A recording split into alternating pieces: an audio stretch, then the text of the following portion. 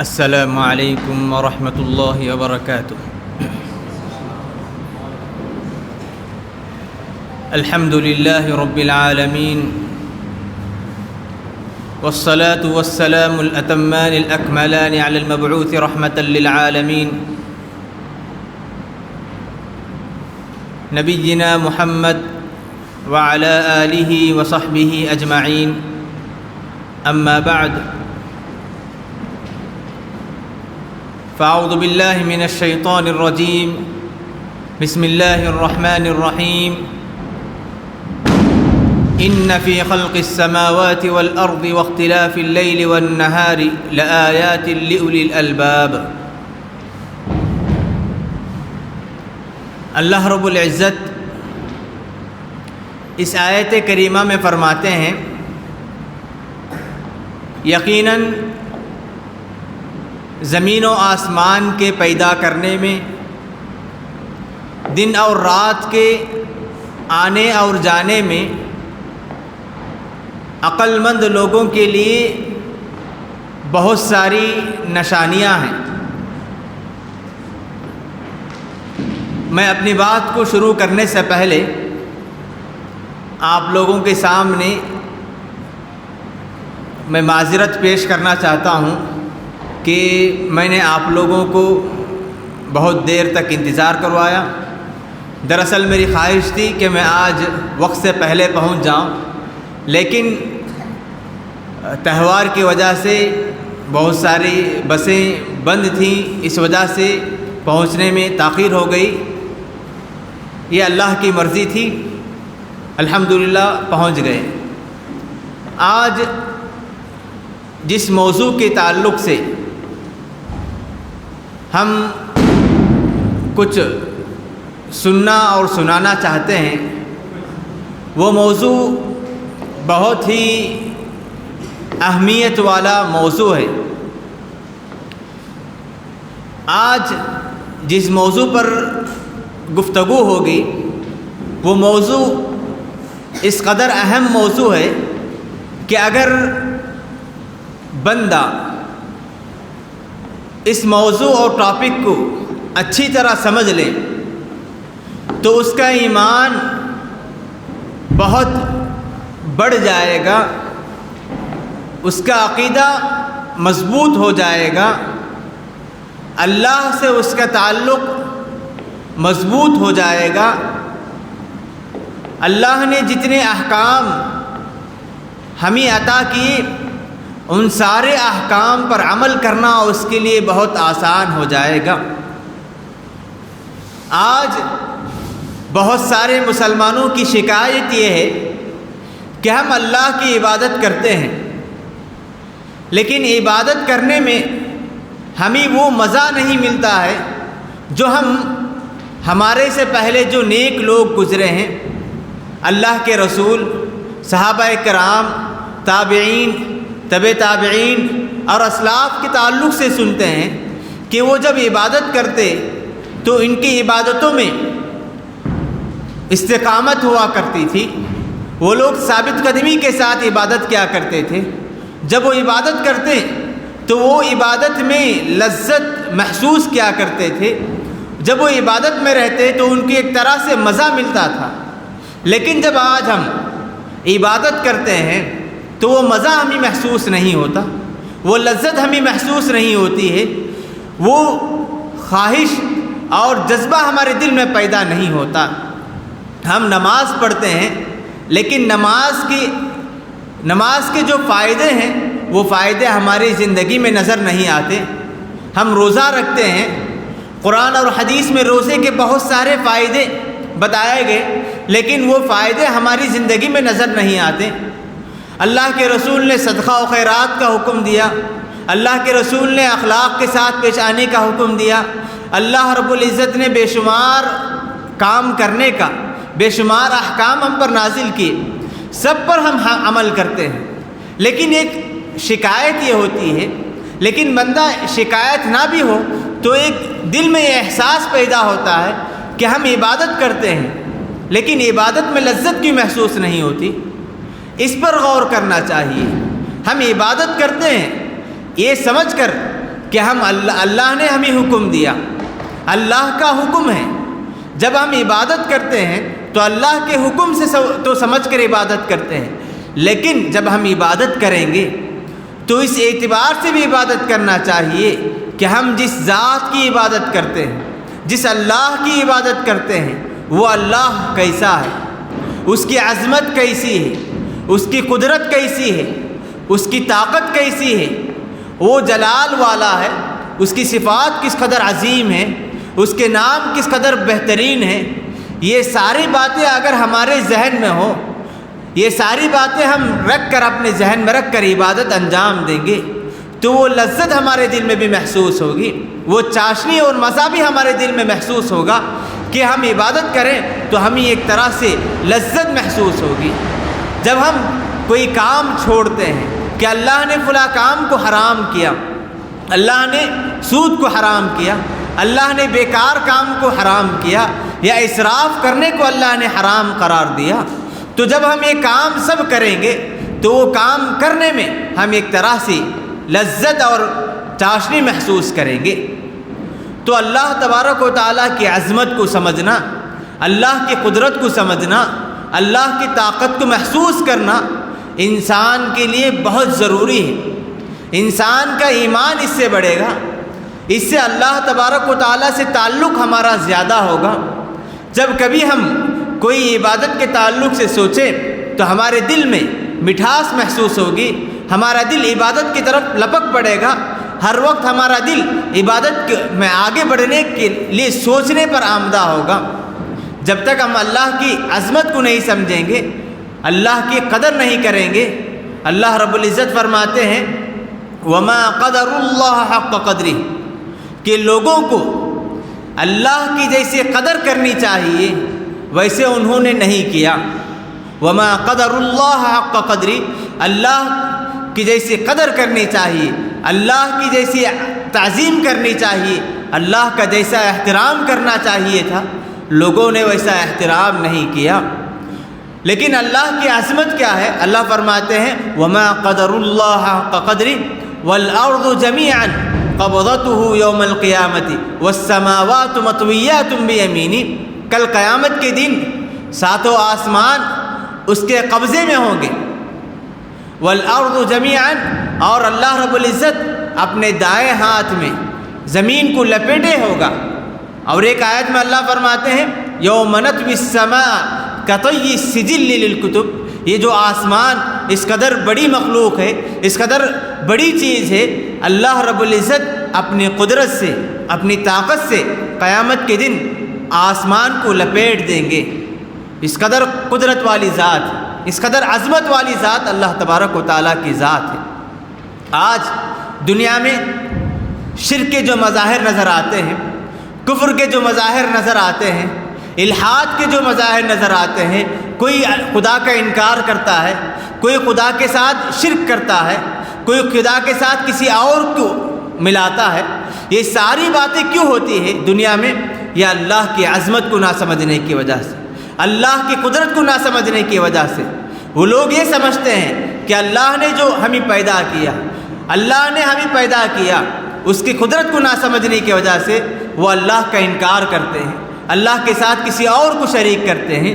اس آیت کے آخر میں اللہ فرماتے ہیں سبحانہ وتعالی عما یشرکون، اللہ کی ذات پاک ہے یہ لوگ جسے اللہ کے ساتھ شریک کرتے ہیں، یہ اللہ کے ساتھ شریک کرتے ہیں۔ کیوں؟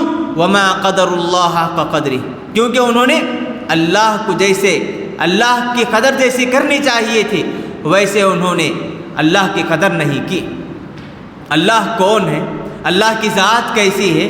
اللہ رب العزت سورہ آل عمران میں فرماتے ہیں قل اللہم مالک الملک تؤتی الملک ممن تشاء وتنزع الملک ممن تشاء، کہ نبی آپ کہہ دیجئے کہ پروردگار تو جسے چاہتا ہے بادشاہت عطا کرتا ہے۔ اے پروردگار، اللہ کی قدرت، اللہ کی عظمت، اللہ کی طاقت کیا ہے؟ اللہ جسے چاہتا ہے بادشاہت عطا کرتا ہے، وتنزع الملک ممن تشاء، اور جس سے چاہتا ہے اللہ رب العزت اس سے سلطنت چھین لیتا ہے، وتعز من تشاء، جسے چاہتا ہے عزت عطا کرتا ہے، وتذل من تشاء، جسے چاہتا ہے اللہ رب العزت ذلیل و خوار کر دیتے ہیں، وتنزع الملک ممن تشاء، اور اللہ رب العزت جسے چاہتے ہیں عزت عطا کرتے ہیں، جسے چاہتے ہیں ذلیل و خوار کر دیتے ہیں، اور ہر طرح کا خیر اللہ ہی کے ہاتھ میں ہے، اور اللہ ہر چیز پر قدرت رکھنے والا ہے۔ پھر اس کے بعد اللہ فرماتے ہیں تولج اللیل فی النہار وتولج النہار فی اللیل، اللہ ہی دن کو رات میں داخل کرتے ہیں اور رات کو دن میں داخل کرتے ہیں، اور تولج اللیل فی النہار وتولج النہار فی اللیل وترزق من تشاء بغیر حساب، تولج اللیل فی النہار وتولج النہار فی اللیل، اور اللہ رب کیا ہے وتخرج الحی من المیت وتخرج المیت من الحی، مردار سے زندے کو پیدا کرتا ہے اور زندے سے مردے کو پیدا کرتا ہے، وترزق من تشاء بغیر حساب، اور اللہ رب العزت جسے چاہتا ہے جتنا چاہتا ہے بغیر حساب بے شمار عطا کرتا ہے۔ تو یہ عظمت والی ذات، ہر طرح کی قدرت اللہ کے ہاتھ میں ہے، بادشاہت عطا کرنا، بادشاہت چھیننا، عزت دینا، عزت چھیننا، زمین و آسمان میں سے دن اور رات کو پیدا کرنا، دن کو رات میں داخل کرنا، رات کو دن میں داخل کرنا، یہ ساری قدرت رکھنے والی ذات کس قدر عظیم ہوگی۔ جب ہم اللہ کی عظمت کو جانیں گے تو ہم اللہ کی عبادت کما حقہ ادا کر سکیں گے۔ جب ہم اللہ کی عظمت کو جانیں گے تو ہم اللہ کے ساتھ کسی اور کو شریک کرنے کے لیے تیار نہیں ہوں گے۔ اسی لیے اللہ نے فرمایا ان فی خلق السماوات والارض واختلاف اللیل، کہ زمین و آسمان کے پیدا کرنے میں اور دن اور رات کے آنے اور جانے میں بہت ساری نشانیاں ہیں، کہ ایک بندہ غور کرے کہ اللہ رب العزت نے اس قدر بڑی مخلوق جسے ہم آسمان کہتے ہیں، اللہ نے اس آسمان کو پیدا کیا جس پر ہم چلتے ہیں، زمین، اس قدر مضبوط زمین، اس قدر لمبی اور بڑی زمین کو اللہ نے پیدا کیا، جو اس قدر عظیم مخلوق کو پیدا کرنے پر قادر ہے، وہ ذات کس قدر عظیم ہو سکتی ہے؟ اس قدر عظیم اور مضبوط مخلوق پیدا کرنے پر جو ذات قدرت رکھتی ہے، وہ ذات کس قدر عظمت والی ذات ہوگی، اس پر ہمیں غور کرنا ہے۔ اللہ رب العزت زمین و آسمان کو پیدا کیے، زمین و آسمان میں جو کچھ ہوتا ہے وہ اللہ کی مرضی، اللہ کی مشیت، اللہ کے ارادے سے ہوتا ہے۔ اللہ کے ارادے کے بغیر کوئی چیز رونما نہیں ہوتی۔ یہ ساری قدرت رکھنے والی ذات کس قدر عظیم ہوگی، اس پر ہمیں غور کرنا ہے۔ جب کوئی بندہ اللہ کے تعلق سے زیادہ علم رکھے گا، من کان للہ اعرف کان باللہ اخوف، علماء کہا کرتے تھے کہ جو بندہ جس قدر اللہ کو سمجھے گا، جس قدر اللہ کے تعلق سے علم رکھے گا، کان باللہ اخوف، اسی طرح وہ اللہ سے ڈرنے والا ہوگا۔ اللہ سے بہت زیادہ ڈرنے والے کون ہوں گے؟ جو اللہ کے تعلق سے زیادہ علم رکھنے والے، جس کا علم اللہ کے تعلق سے زیادہ ہو وہ اللہ سے بہت زیادہ ڈرنے والا ہوگا۔ جو بندہ اللہ کو جس قدر جانے گا اسی قدر اللہ سے ڈرے گا۔ اسی لیے اللہ نے قرآن مجید میں فرمایا انما یخشی اللہ من عبادہ العلماء، جو اللہ کے علم رکھتے ہیں، جو اللہ کے ذات کے تعلق سے جس قدر علم رکھتے ہیں، وہ اللہ سے ڈرنے والے، حقیقی معنوں میں ڈرنے والے وہی لوگ ہوا کرتے ہیں۔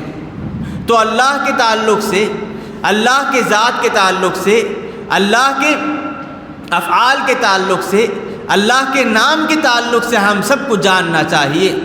اسی لیے بعض روایتوں میں آتا ہے کہ اللہ کے رسول کہا کرتے تھے تفکروا فی آلاء اللہ، کہ اللہ کی نشانیوں میں، اللہ کی مخلوق میں غور و فکر کیا کرو کہ اللہ نے ان مخلوقات کو کیسے پیدا کیا، اللہ نے انسان کو کیسے پیدا کیا، اللہ نے جانوروں کو کیسے پیدا کیا، اللہ نے آسمان کو کیسے پیدا کیا، اللہ نے زمین کو کیسے پیدا کیا۔ اس کے بعد یہ بھی غور کرنا ہے کہ اللہ نے آسمان کو کس لیے پیدا کیا، زمین کو کس لیے پیدا کیا، انسان کو کس لیے پیدا کیا، اس پر ہمیں غور کرنی چاہیے۔ ہم یہ سمجھیں کہ میرا ایمان اللہ پر ہے، لیکن اللہ پر ایمان تو ہے، لیکن اللہ کی عظمت کے تعلق سے، اللہ کی قدرت کے تعلق سے، اللہ کے شان کے تعلق سے، اللہ کی طاقت کے تعلق سے، اللہ کے کام کے تعلق سے، اللہ کے نام کے تعلق سے ہمارا علم نہ ہو تو ہمارا ایمان مضبوط ہو سکتا ہے کیا؟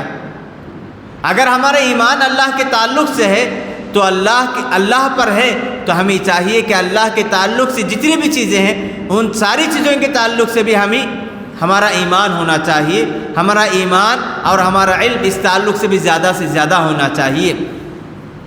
اب یہ سوال پیدا ہوگا کہ اللہ کی عظمت اس قدر ہے، اللہ کی طاقت اس قدر ہے، تو ہم اللہ کی عظمت کو کیسے سمجھ سکتے ہیں؟ اللہ کی عظمت کو محسوس کرنے کے طریقے کیا ہیں؟ ہم اللہ کی قدرت کو کیسے محسوس کر سکتے ہیں؟ تو اس کا جواب یہ ہے کہ اللہ کی ذات عظیم ہے، تو اللہ کی عظمت کو پہچاننے کے لیے اللہ نے جن مخلوقات کو پیدا کیا ان کی طاقت پر غور کرنا چاہیے۔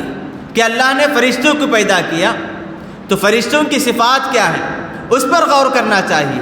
اللہ نے عرش کو پیدا کیا تو عرش کی صفات کو جانیے کہ جو ذات اس قدر عظمت والے مخلوق کو پیدا کرنے پر قادر ہو، پیدا کرنے والی ذات کس قدر عظیم ہوگی، یہ ہمیں محسوس ہوگا، یہ سمجھ میں آئے گا۔ ہم فرشتوں کے تعلق سے سنتے ہیں کہ فرشتوں پر ہمارا ایمان ہے کہ فرشتے اللہ کے بندے ہیں، فرشتے اللہ کی معصیت نافرمانی نہیں کرتے، فرشتے اللہ کی عبادت میں مسلسل لگے ہیں۔ اللہ نے فرشتوں کو نور سے پیدا کیا، فرشتوں کے پر ہوا کرتے ہیں۔ تو یہ ساری باتیں ہم جاننے کے بعد ہمارا ایمان اللہ کے تعلق سے اور مضبوط ہوگا۔ حضرت جبریل کے تعلق سے آپ نے بارہا سنا ہوگا کہ حضرت جبریل بار بار وحی لایا کرتے تھے۔ حضرت جبریل کس قدر عظمت والے تھے، قدرت والے تھے، اللہ کے رسول فرماتے ہیں کہ حضرت جبریل کے 600 پر تھے، 600 پر ہیں حضرت جبریل کے۔ اور اسرافیل کے تعلق سے آپ نے سنا ہوگا کہ اسرافیل وہ فرشتے جنہیں اللہ نے سور پھونکنے کی ذمہ داری دی ہے۔ جب سے اس کو اللہ نے پیدا کیا اس فرشتے کو، اس وقت سے لے کر آج تک اور قیامت تک ان کی نگاہیں اللہ کے عرش پر ٹکی ہوئی ہیں کہ اللہ کا حکم کب آئے کہ سور پھونکنے کا، اور میں فوراً سور پھونکوں۔ اور جب اسرافیل سور میں ایک مرتبہ پھونکیں گے تو پوری کائنات، زمین و آسمان میں ساری چیزیں ختم ہو جائیں گی۔ ایک سور سے پوری زمین کائنات ہلاک ہو جائے، وہ سور پھونکنے والے کس قدر ہوں گے، کس قدر قدرت والے ہوں گے، یہ جاننا چاہیے۔ اور اللہ کے رسول صلی اللہ علیہ وسلم نے فرمایا کہ عرش کو اٹھانے والے 4 فرشتے ہیں۔ ان فرشتوں کی قدرت کا اندازہ اس بات سے لگا سکتے ہیں کہ ایک فرشتے جن کے کندھے سے لے کر کان کی جو لو ہے، اس تک کا جو فاصلہ ہے وہ 700 سال ایک مسافر چل کر جو طے کر سکتا ہے اتنا فاصلہ ہے۔ عرش کو اٹھانے والے فرشتوں کی قدرت، عرش کو اٹھانے والے فرشتے اس قدر عظیم ہیں، تو ان فرشتوں کو پیدا کرنے والی ذات اللہ کس قدر عظیم ہوں گے۔ عرش کو پیدا کرنے والے اور عرش کو اٹھانے والے جو فرشتے ہیں، ان کو پیدا اس قدر عظیم قدرت والے فرشتے ہیں، تو ان کو پیدا کرنے والی ذات جو اللہ ہے وہ کس قدر عظمت والی ذات ہوگی، اس کا اندازہ ہم لگا سکتے ہیں۔ اس کے بعد ہم سنتے ہیں خطبے میں، درس میں کہ عرش کے تعلق سے آپ نے سنا ہوگا کہ اللہ رب العزت اس پر استوا ہے۔ عرش اللہ کی سب سے بڑی مخلوق ہے، اللہ کی سب سے بڑی مخلوق عرش ہے۔ آیت الکرسی میں اس کا ذکر آتا ہے۔ آیت الکرسی میں وسع کرسیہ السماوات والارض، اللہ فرماتے ہیں اللہ کی جو کرسی ہے اس کی مقدار، اس کی جو چوڑائی ہے زمین و آسمان کو سے زیادہ ہے، وہ کرسی زمین و آسمان سے بھی زیادہ اس کی وسعت ہے۔ اور ایک حدیث میں یہ بات آتی ہے کہ کرسی موضع قدم الرحمن، یہ جو عرش ہے، عرش کے بعد کرسی کا مقام آتا ہے۔ کرسی اللہ کے پیر رکھنے کی جگہ ہے، اور پیر رکھنے کی جگہ اس قدر عظیم ہے، زمین اور آسمان سے زیادہ وسعت والی۔ تو عرش اس سے بڑی مخلوق ہے، اس کی مقدار، اس کی وسعت کس قدر ہو سکتی ہے ہم اندازہ نہیں لگا سکتے۔ ایک اور حدیث میں اللہ کے رسول فرماتے ہیں کہ اس کی مثال دے کر، بس یہ مثال ہے، حقیقت نہیں، مثال دے کر کہ ایک بہت بڑا چٹیل میدان ہے، صاف زمین ہے، جس میں ایک لوہے کا جو کڑا ہے، لوہے کا جو گول جو کڑا ہے، اس کو اگر زمین میں، بڑی زمین میں، چٹیل میدان میں ڈال دیں تو اس بڑی چٹیل میدان میں اس کڑے کی مقدار کیا ہو سکتی ہے؟ اس کی کچھ بھی حیثیت نہیں ہو سکتی ہے۔ اللہ کے رسول فرماتے ہیں کہ کائنات کے سامنے، کرسی کے سامنے کائنات کی حیثیت اس ایک کڑے کی مانند ہے۔ یعنی کرسی اس قدر وسیع ہے، وسعت والی کرسی ہے اللہ جس پر پیر رکھتے ہیں، اس قدر عظمت والی، اس قدر وسعت والی ہے کہ اس کی وسعت یہ ہے کہ کائنات اس کے سامنے اس ایک کڑے کی مانند ہے، اور کرسی کے سامنے عرش کی مقدار اور وسعت یہ ہے کہ کرسی اس ایک کڑے کی مانند ہے۔ تو ہم اللہ کی عظمت کیسے پہچان سکتے ہیں کہ ہم عرش پر غور کریں کہ عرش کو اللہ نے عرش العظیم کہا، بہت بڑا عرش کہا، کہ اللہ نے اس عرش کو پیدا کیا۔ اس قدر عظیم مخلوق پیدا کرنے والی ذات کس قدر عظیم ہو سکتی ہے؟ اس قدر بڑی مخلوق کو پیدا کرنے والی ذات کس قدر قدرت والی ہو سکتی ہے؟ اس قدر عظیم مخلوق کو پیدا کرنے والی ذات کس قدر طاقت والی ہو سکتی ہے؟ ہم اندازہ نہیں لگا سکتے ہیں، لیکن ہمیں غور کرنا چاہیے۔ تفکروا فی آلاء اللہ، کہ اللہ کے مخلوق میں، اللہ کی نشانیوں میں اللہ نے غور کرنے، اللہ کے رسول نے غور کرنے کا حکم دیا۔ سنوریہم آیاتنا فی الآفاق، اللہ نے فرمایا کہ ہم کائنات میں ہماری نشانیاں تمہیں دکھائیں گے۔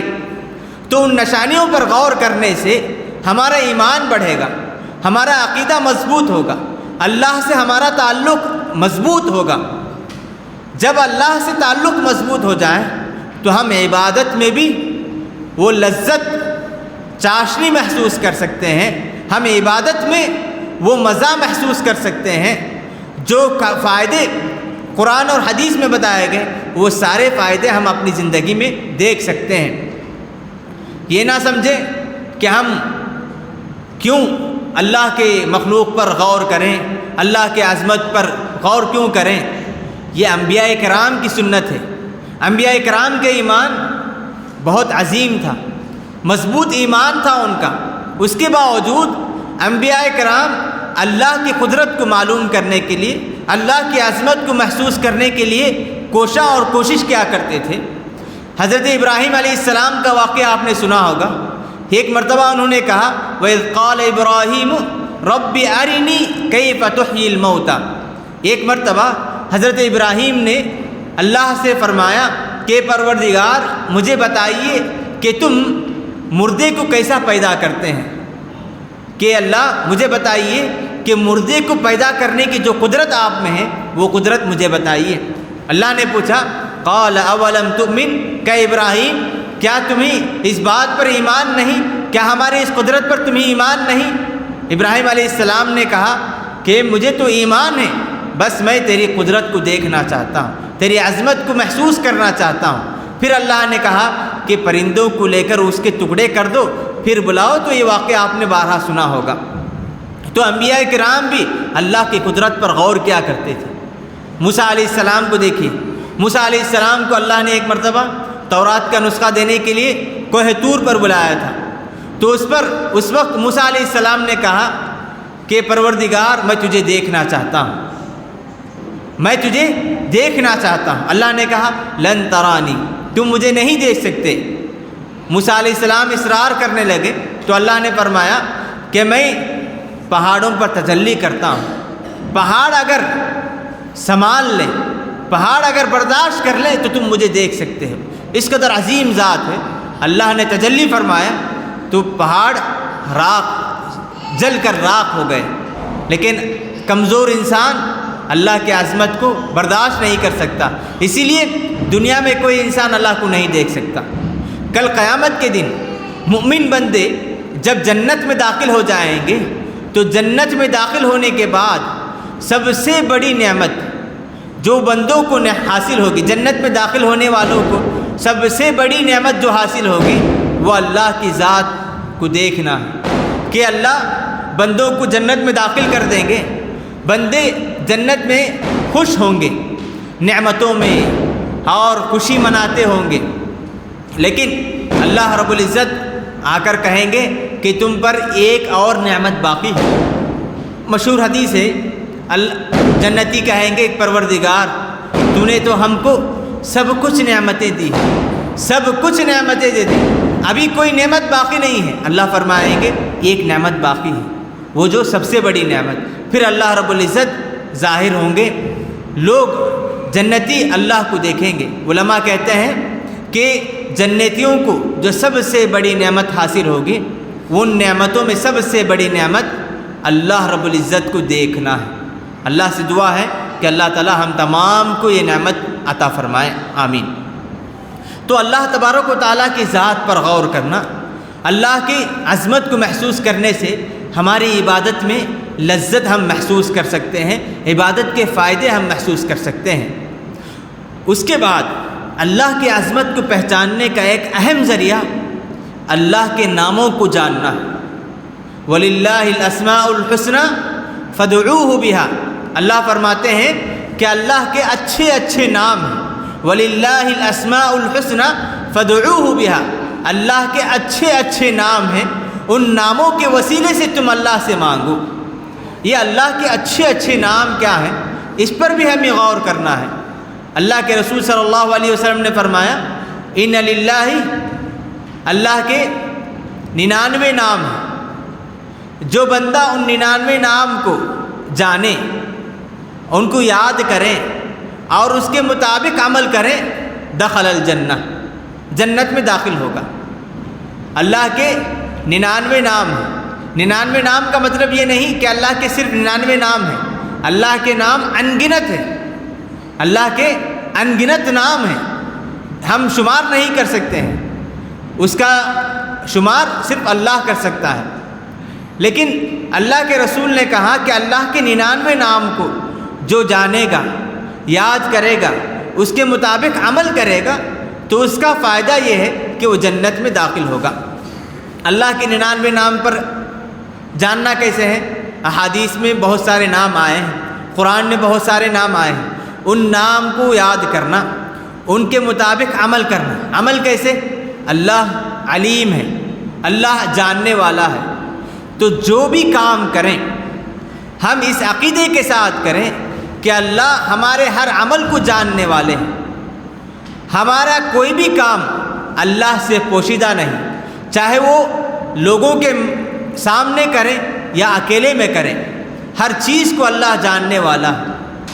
وہ کام ہم اجالے میں کریں یا اندھیرے میں کریں، اسے اللہ جاننے والا ہے، چاہے وہ کام انسان کے تعلق سے ہو یا کائنات میں کسی اور مخلوق سے، ہر چیز کو اللہ جاننے والا ہے۔ اللہ کا ایک نام ہے سمیع، اللہ سننے والے ہیں۔ ہمیں اللہ کو پکارنا چاہیے، ہماری کوئی بھی ضرورت ہے تو اسے اللہ کے سامنے رکھنا چاہیے۔ اللہ کا ایک نام ہے تواب، اللہ توبہ قبول کرنے والے ہیں۔